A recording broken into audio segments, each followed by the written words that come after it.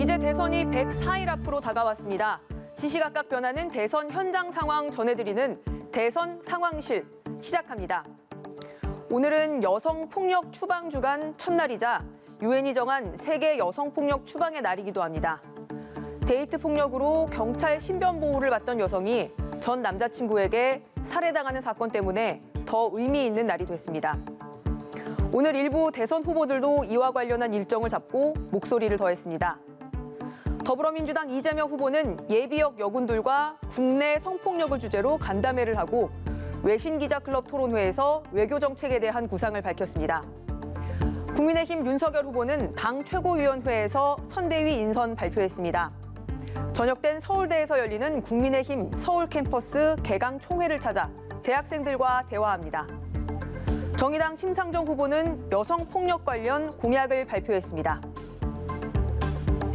비동의 강간죄를 도입하겠습니다.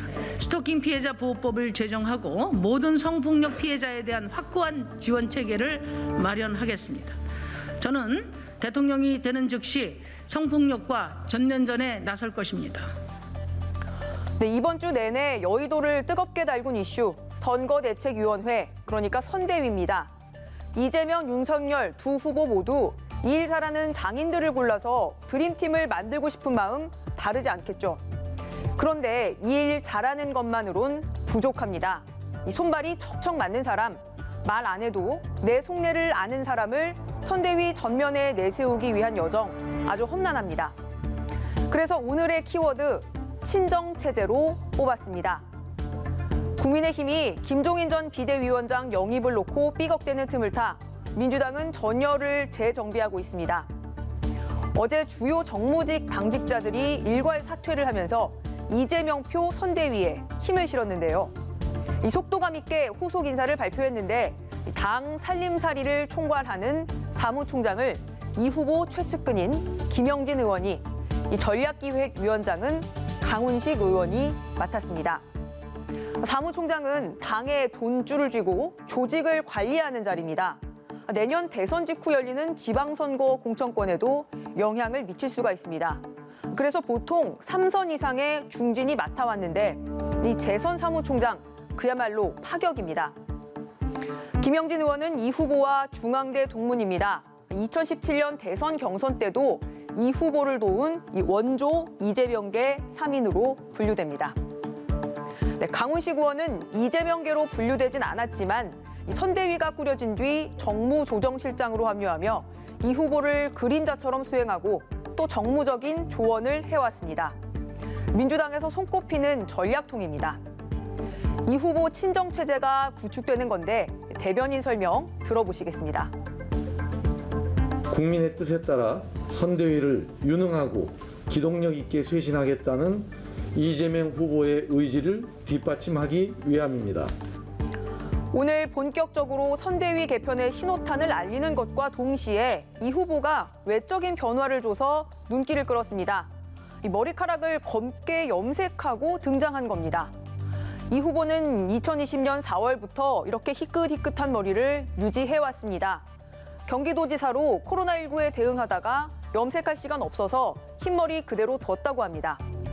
싸움닭 인상이 좀 더 부드러워졌다는 평가도 있었고요. 그런데 결기의 표현일까요?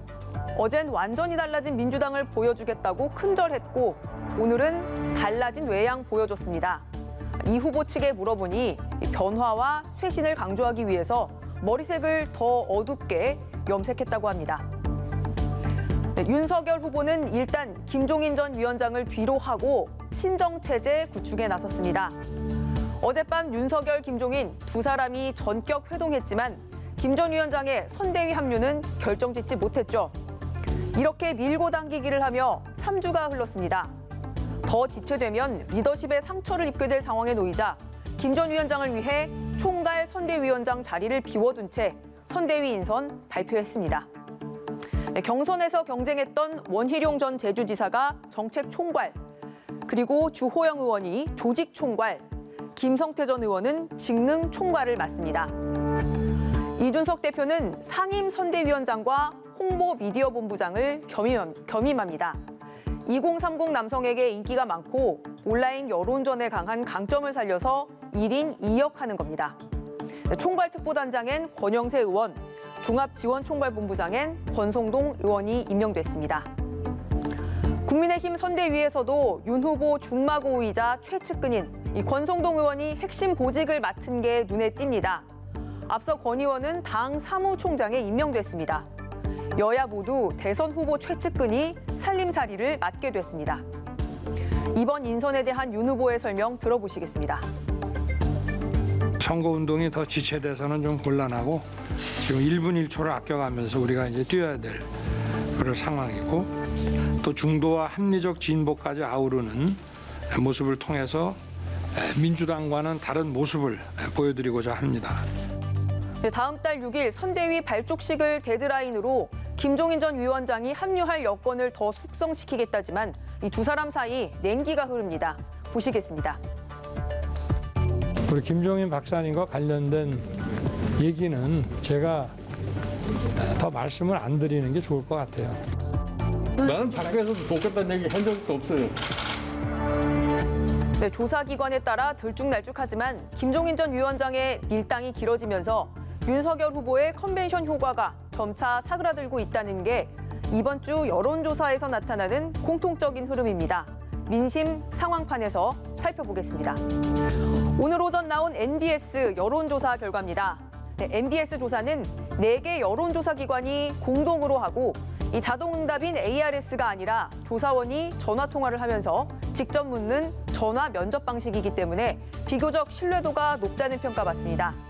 사자 가상 대결에서 윤석열 35%, 이재명 32%, 안철수 5%, 심상정 3%로 나타났습니다. 윤 후보가 이 후보를 오차 범위 안에서 앞섭니다. 일주일 전보다 윤 후보 지지율이 1%포인트 내려가고 이 후보 지지율 3%포인트 떨어지면서 격차가 1%포인트에서 3%포인트로 벌어졌지만 접전이 이어지는 모습입니다. 네, 오늘은 여기까지 짚어보겠습니다. 생생한 대선 현장 상황은 내일 다시 전해드리도록 하겠습니다. 지금까지 대선 상황실입니다.